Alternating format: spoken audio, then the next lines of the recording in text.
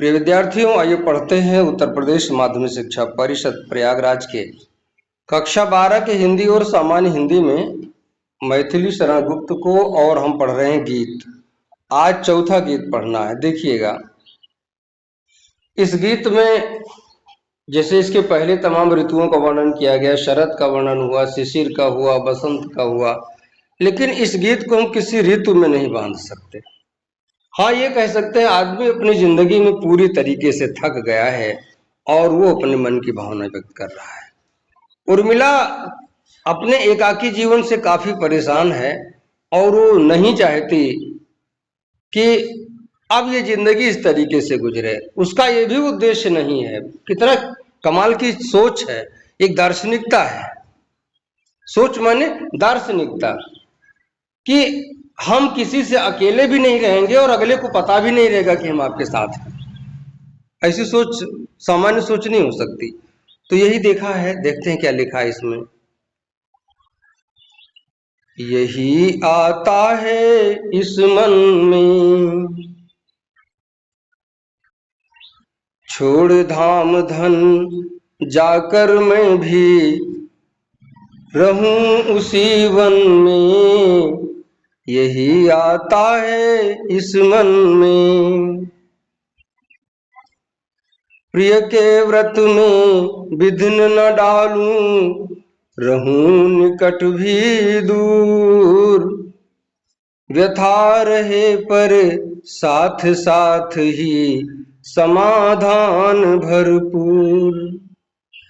हर्ष डूबा हो रोदन में, यही आता है इस मन में। बीच बीच में उन्हें देख लूं मैं झुरमुट की ओट। जब वे निकल जाए तब लेटूं उसी धूल में लोट। रहें रत वे निज साधन में, रहें रत वे निज साधन में।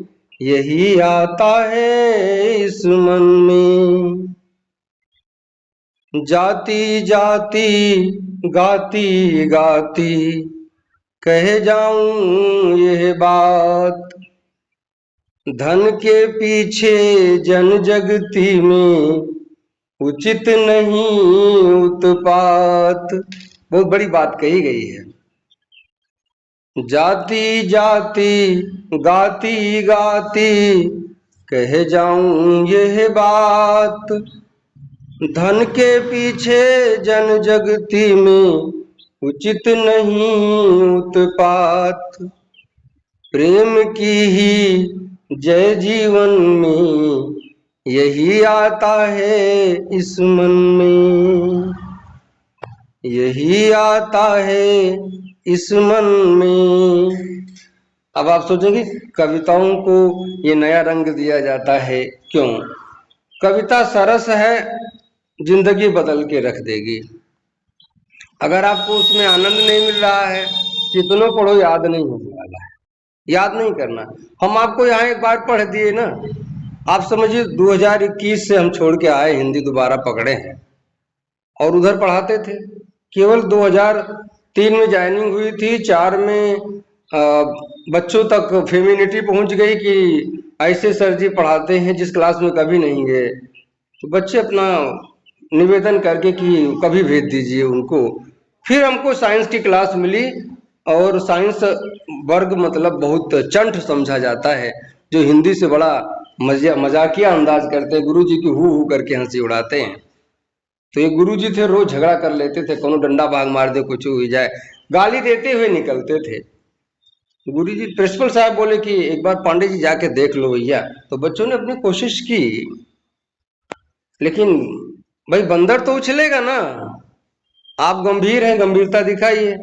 तो थोड़ी देर छटके पटके, इसके बाद हमने कहा चले आओ भैया इधर आओ, हाई जीवन परिचय तुम ही पढ़ दो, काम चल जाए। 10 मिनट पढ़े पढ़ा, दोबारा कान पकड़ लेना भैया पढ़ावे लगी हैं, न जाओ।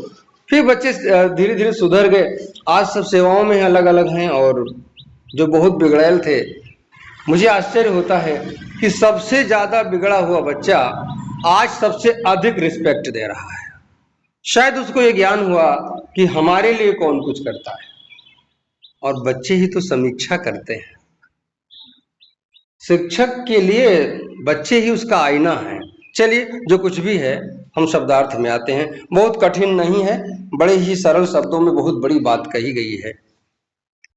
इस मन में अर्थात मेरे मन में एक ही बात बार बार आती है। उर्मिला का कहना है, छोड़ धाम, ये पूरी जो अयोध्या की राज्य की व्यवस्था है, जहां हम रह रहे हैं, जो वैभव है, महल है, छोड़ करके, धाम माने महल, वैसे तीर्थ स्थान को धाम कहा जाता है। लेकिन अब भाई हिंदी है, अर्थ तो व्यापक दे देगा, और अगर कोई राष्ट्र कवि जैसा व्यक्ति लिख रहा हो तो और व्यापकता आ जाएगी।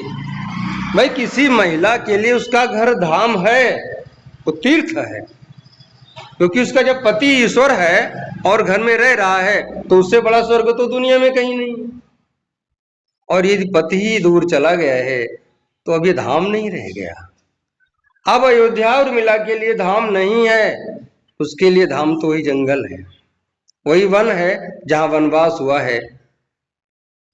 शायद एक टीस कभी कभी उर्मिला के मन में होती होगी कि बड़ी दीदी सीता ही बहुत भाग्यशालिनी है, क्योंकि उनका तीर्थ उनके साथ चल रहा। एक चीज और बता दें, आज की सोच के अनुसार ये सोचना कि पति पत्नी के साथ रहे तो उसका जीवन सुखमय है, नहीं, एकदम गलत। हमें अपने कर्तव्यों को करने का अवसर मिलना चाहिए, और जिसके प्रति हमें इस दुनिया में लाया गया है उसके प्रति यदि हम कर्तव्य नहीं कर पा रहे तो हमारे सारे पूजा पाठ व्रत उपवास सब व्यर्थ है। इसलिए वो तीर्थ है। तो धाम अर्थात इस महल को, धन तो आप जान ही रहे हैं, उसी वन में हम भी उसी वन में रहें जहां वो लोग वनवास की अवधि व्यतीत कर रहे हैं। बहुत ज्यादा इसमें कठिन शब्दार्थ नहीं है, इसलिए बात समझते हुए चलते हैं। अच्छा, अभी सवाल उठता है कि भाई क्या उर्मिला लक्ष्मण के जानकारी में वन में रहेगी ना? वो ऐसे छिप कर रहने की बात कर रही है कि उन्हें पता ही न हो कि हम भी यहां आए हैं।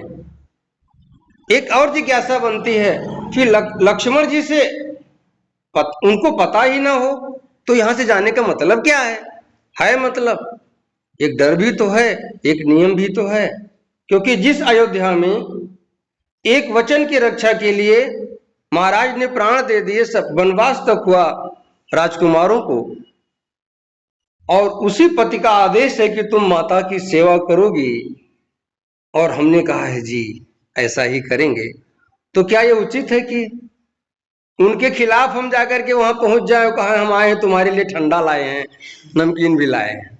ऐसा तो नहीं हो सकता। थोड़ा सा हम रोचकता लिया है कि नींद ना आवे किसी को, है ना? ये उचित नहीं है।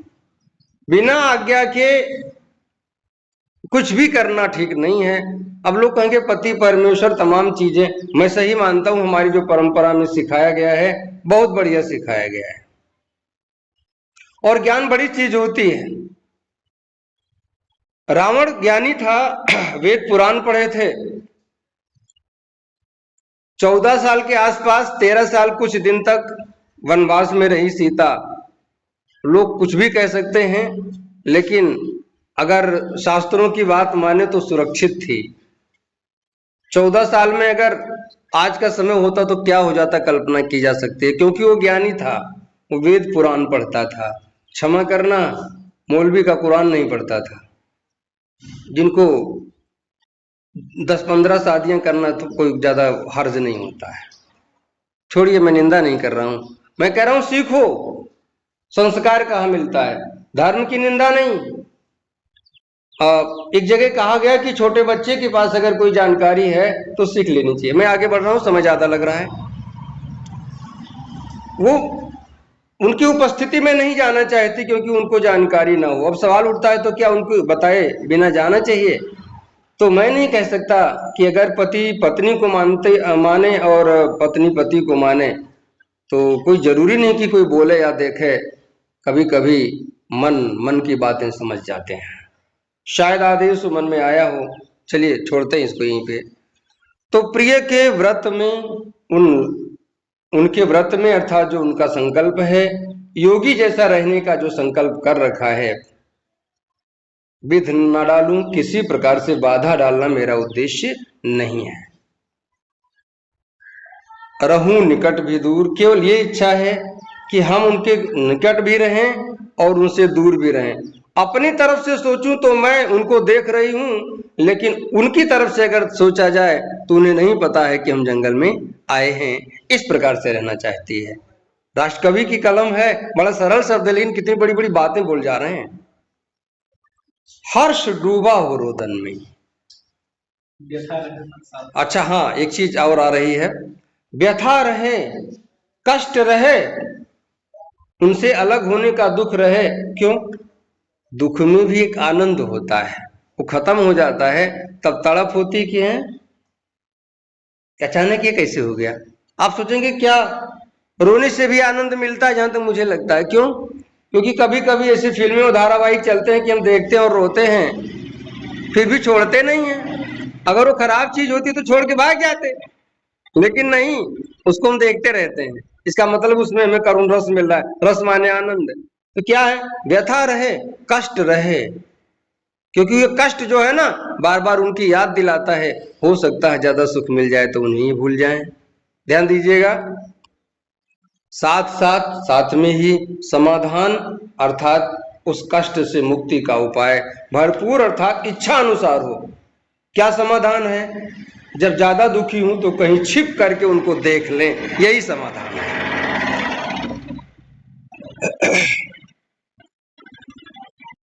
आज का समय कितना बढ़िया हो गया, एंड्रॉइड आ गया है, कहीं जाने की जरूरत ही नहीं है। चलिए वीडियो कॉल हो जाती है तो चलिए अक्षरा सिंह याद आ रही यहाँ पे। आप कहेंगे ये कौन है? कभी सुनो अक्षरा सिंह को? नाम सुना अक्षरा सिंह का? हाँ, तो उन्होंने कुछ ऐसे गीत गाए थे, मैं भी ताजुब करता हूँ। हाँ, एक चीज मानता हूँ, वो ग्रेजुएट है और हिंदी साहित्य से है, तब वो उतना बढ़िया गा रही है।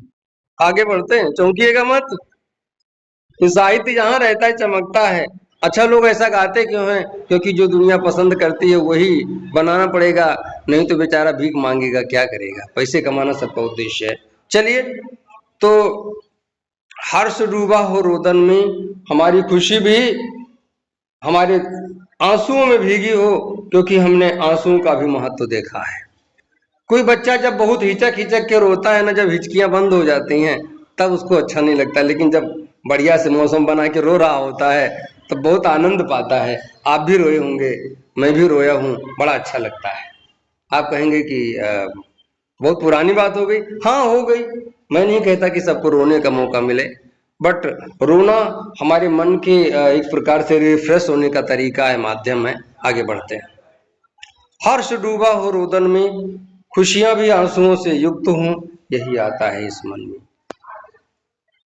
बीच बीच में मौका पा पा करके, बीच बीच का मतलब है जब जब मौका मिले उन्हें देख लूं अर्थात उनका दर्शन कर लूं।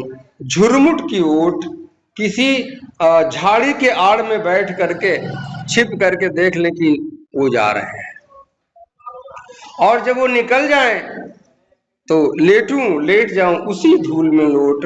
उनके चरण जहां पड़े हैं उस धूल में हम लेट जाएं, अर्थात हमको बड़ा सुकून मिलेगा। उस धूल को छू लेने मात्र से हमें एहसास होगा कि हमें उनका आशीर्वाद प्राप्त है, और हमारा ये जो सतीत्व धर्म है इसका निर्वहन हो रहा है। बिना तपस्या से सतीत्व का निर्वहन नहीं हो सकता। यहाँ पर थोड़ा सा हम अलग बात करने चल रहे हैं। दो दोस्त हो या दो मित्र हो या दो चाहने वाले हो, अगर एक लड़खड़ा है तो दूसरे की जो प्रेम भावना है अपने आप डिस्कनेक्ट हो जाती है। ऐसे लगता है बिना नेटवर्क की मोबाइल काम कर रही है, और यदि मान रहा है तो कहीं भी रहे एहसास होता रहता है कि इस समय हमारे बारे में कोई कुछ सोच रहा है। मन एवं मनुष्याणाम बंधनम कारणम बंध मोक्षयो, मन ही सब कुछ है। वो रीडिंग करता है। आगे बढ़ते हैं। रहे रत वे निज साधन में, वो अपनी तपस्या में लीन रहे। साधन का मतलब है वनवास का जो व्रत है उसको पूरा करते रहें, बाकी सब स्पष्ट है। यही आता है इस मन में, हमारे मन में बार बार यही बात आती है। जाती जाती अर्थात जिंदगी बीत रही है, गाती गाती ये हमारा रोना और गाना लगभग एक समान है। अर्थात जिनसे भी मैं कभी मौका मिलता है या कुछ बात होती है तो उनसे मैं केवल रोती हुई दिखती हूँ या दुखी दिखती हूँ, लेकिन ऐसी कोई बात नहीं है। हमारे जिंदगी में जो भाग्य में लिखा था वो हो रहा है, इसलिए जिंदगी को व्यतीत करते करते जाता और गाने कोई मतलब नहीं। बीतती हुई जिंदगी के साथ किए गए अपने अनुभव के साथ यहाँ गाने का तात्पर्य है जो हमें अनुभव हुआ है, अर्थात गाते हुए ये बात दुनिया को बता दूं कि संसार में, जगती में अर्थात संसार में धन के पीछे अर्थात लालच के लिए, अपने स्वार्थ के लिए, यहाँ धन के पीछे का तात्पर्य क्या है? अपने स्वार्थ के लिए उचित नहीं उत्पात। उत्पात अर्थात आपस में षड्यंत्र उचित नहीं है। यहाँ उत्पात का मतलब षड्यंत्र है, आपस में विनाशकारी जो षड्यंत्र होते हैं उचित नहीं है, ऐसा नहीं करना चाहिए।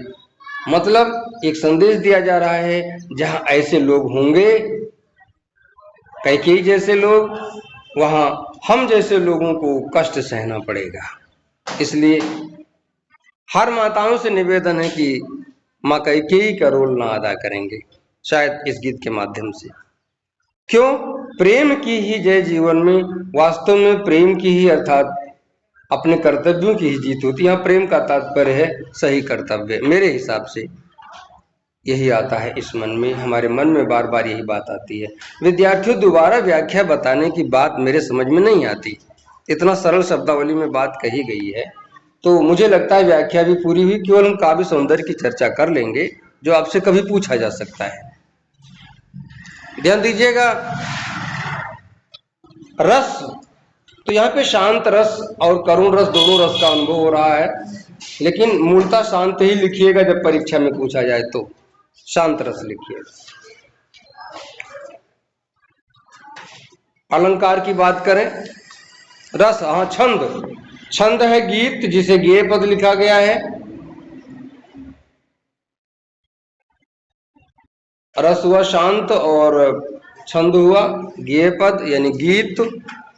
और अलंकार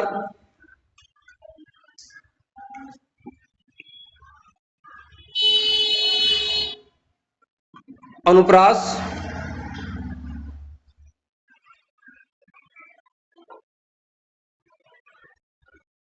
स्वभावोक्ति, विरोधाभास, हर्ष डूबा हो रोदन में विरोधाभास,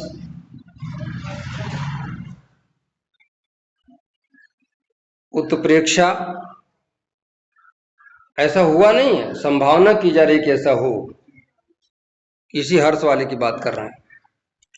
बीच बीच शब्दाय पुनरुक्ति प्रकाश है, दोनों का एक ही अर्थ है। बीच बीच शब्दाय ना, दो बार पुनरुक्ति प्रकाश। और अंत में जाति जाति गाती गाती, यहाँ जहां भी जो दिया गया है सब पुनरुक्ति प्रकाश के रूप में आ रहे हैं। प्रेम की ही जय जीवन में अगर इसे अंडरलाइन किया जाए तो यहां पर अर्थांतर न्यास अलंकार है। आप पूछेंगे अर्थांतर न्यास क्या होता है, तो समझ लीजिए शाब्दिक अर्थ निकाल लेंगे तो आप अर्थ निकाल लेंगे। अर्थ माने दूसरा, अर्थ माने अर्थ नहीं, अर्थ माने अर्थ तात्पर्य, अंतर माने दूसरा और न्यास माने रखना। जब एक व्याख्या के माध्यम से कई अर्थ, दूसरे अर्थ भी रखे जाते हैं, अर्थात कोई मैसेज दिया जाता है, कोई संदेश दिया जाता है, तो ऐसी स्थिति में अर्थांतर न्यास अलंकार होता है। सब बात समझे होंगे, ना समझे होंगे 5 बजे के आसपास वीडियो अपलोड हो जाएगी, एक बार फिर देख लीजिएगा। तो आज इसको यहीं रोकते हैं और राष्ट्रकवि को नमन करते हुए इनसे मुक्ति लेते हैं। ये परीक्षा में कुछ ना कुछ चमत्कार जरूर करेंगे, कन्फर्म है।